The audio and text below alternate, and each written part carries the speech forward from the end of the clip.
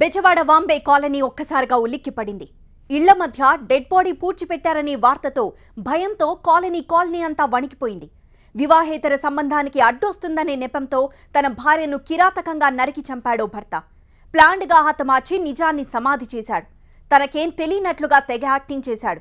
కానీ కాకిల ఎంట్రీతో శాడిస్ట్ భర్త నిర్వాకం వెలుగులోకొచ్చింది. నాకేం చెప్పట్లేదయ్యా, అసలు ఏమయ్యాదు నాకు.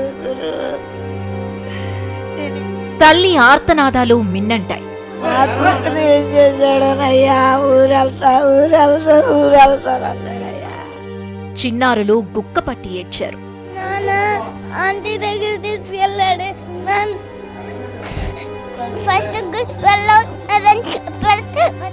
బంధువులంతా గుండె పగిలేలా రోధించారు. బంధువులే కాదు, బెజవాడ మొత్తం ఉలిక్కిపడింది. ఓ కిరాతక వ్యక్తి ఇన్నాళ్లు తమ మధ్యే నిర్భయంగా తిరిగాడా అని నివ్వెరపోయింది. ఇంతకీ ఎవరతను? అతను చేసిన దుర్మార్గమేంటి? ఓ తల్లి, ఆమె మనవరాళ్ల రోదనల వెనుక రీజన్ ఏంటి? అజిత్ నగర్లో నివాసముండే దుర్గాప్రసాద్ మరియమ్మ దంపతులకు 2 సంతానం. మేమిద్దరం మాకిద్దరంటూ హ్యాపీగా ఉండేవాళ్లు. అలా సాగిపోతున్న వీళ్ల సంసారంలోకి ఓ మహిళ ఎంటర్ అయింది.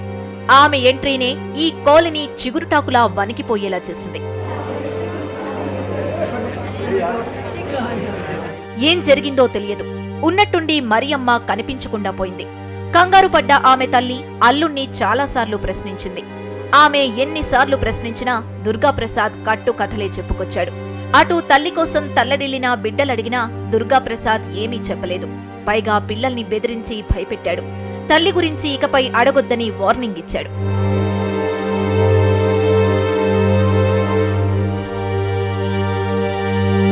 రోజులు గడిచిపోతున్నా బిడ్డ జాడ తెలియకపోవడంతో తల్లి ఆందోళన చెందింది.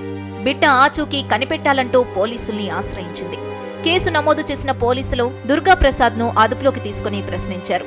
పొంతనలేని సమాధానాలివ్వడంతో పోలీసులకు అనుమానం వచ్చింది. తమదైన స్టైల్లో ప్రశ్నించడంతో నిజం కక్కాడు దుర్గాప్రసాద్. మరియమ్మ ఎక్కడికి వెళ్లలేదని, తానే చంపి పూడ్చిపెట్టానని అంగీకరించాడు. మరో మహిళతో సంబంధం పెట్టుకున్న దుర్గాప్రసాద్ అడ్డు తొలగించుకునేందుకు భార్యను హత్య చేసినట్టు విచారణలో ఒప్పుకున్నాడు. అయితే ఈ దారుణంలో ఒక్కడి పాత్రే ఉందా, ఇంకెవరైనా సహకరించారా అన్న కోణంలో విచారిస్తున్నామన్నారు పోలీసులు. కసిరెడ్డి మరియమ్మ వాళ్ళ అమ్మగారు, మా అమ్మాయి కనపట్లేదు, మా అమ్మాయి మా అల్లుడు గొడవ పడుతున్నారు, వాడు మా అల్లుడే ఏదో చంపేసి ఉంటాడని చెప్పి మాకు అనుమానంగా ఉందని చెప్పి రిపోర్ట్ ఇచ్చారు. 2-3 సంవత్సరాలు బట్టి గొడవ పడుతున్నారు బాగా. వీళ్ళకి ఏదో ఇల్లీగల్ కాంట్రాక్ట్స్ కూడా ఉన్నట్టుగా తెలిసింది. అది ఇంకా ఇన్వెస్టిగేషన్లో తేలుతుంది. ముద్దాయిని మనం ఇంట్రాగేషన్ చేసినప్పుడు తెలిసింది అది. అందుకని ముద్దాయిని ఇంట్రాగేషన్ తీసుకొచ్చి అది వెరిఫై చేసి అప్పుడు దాన్ని ఫైనలైజ్ చేస్తాం. దుర్గాప్రసాద్ దుర్మార్గం విని మరియమ్మ తల్లి బిడ్డలు శోకసంద్రంలో మునిగిపోయారు. ఆమె లేదనే నిజాన్ని జీర్ణించుకోలేక గుక్కపట్టి ఏడ్చారు. నా కూతురు ఏం చేశాడనయ్యా, ఊరెళ్తానన్నాడయ్యా. శ్రీరామనగర్ తీసుకెళ్ళాడయ్యా. ఏంటయ్యా నువ్వు ఎక్కడున్నావు? నా మనవరాలు లేరయ్యా అంటే, వాళ్ళు వైజాగ్లో ఉన్నారు, గుడివాడలో ఉంచాను, వాళ్ళకి బంగారులాగా ఉన్నారని చెప్పాడయ్యా. తీరా చూస్తే నా మనవరాళ్ళు ఉంచుకున్నాం దగ్గర ఉంటే ఇంక అప్పుడు తీసుకొచ్చి అయ్యగారు వాళ్ళు గొప్ప చెప్పారయ్యా. నేను ఇంకా వస్తుంది కళ్ళ తీసుకొస్తానయ్యా. నాన్న ఆంటీ దగ్గర తీసుకెళ్ళాడు. అడిగాయి చాలా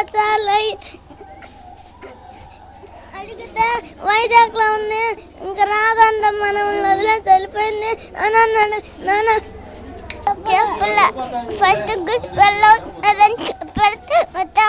మనం వెళ్ళేసి వెళ్ళిపోయారు చెప్పారు. మరో మహిళతో సంబంధం పెట్టుకున్న సంగతి తమకు తెలుసన్నారు మరియమ్మ బంధువులు. కానీ ఇంతటి దారుణానికి పాల్పడతాడని ఊహించలేదని కన్నీరు మున్నీరయ్యారు. అమ్మాయిని ఉంచుకున్నాడు. ఆ అమ్మాయిని ఉంచుకున్న కాడి నుంచి కొడతా ఉండోడు. చంపేస్తా కారణం ఉంది కదండి. ఈ అమ్మాయికి రంకులు కట్టి ఓకే హింస పెడతా ఉండోడు. తండ్రి నిర్వాకంతో పిల్లలిద్దరూ అనాథలయ్యారు. ఇన్నాళ్లు తమ తల్లి తిరిగొస్తుందని ఆశగా ఎదురు చూశారు. కానీ తండ్రి కిరాతకం విని గుక్కపట్టి ఏడ్చారు.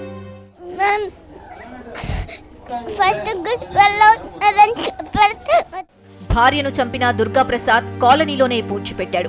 3వ కంటికి తెలియకుండా జాగ్రత్త పడ్డాడు. చివరకు పోలీసుల విచారణలో దారుణం బయటకు రావడంతో కాలనీవాసులంతా అవాక్కయ్యారు. ఇన్నాళ్లు హత్య చేసి తమ మధ్యే తిరిగాడా అని ఆశ్చర్యపోయారు. పచ్చని సంసారంలో చిచ్చుపెట్టిన మహిళతో పాటు దుర్గాప్రసాద్ను కఠినంగా శిక్షించాలని డిమాండ్ చేశారు.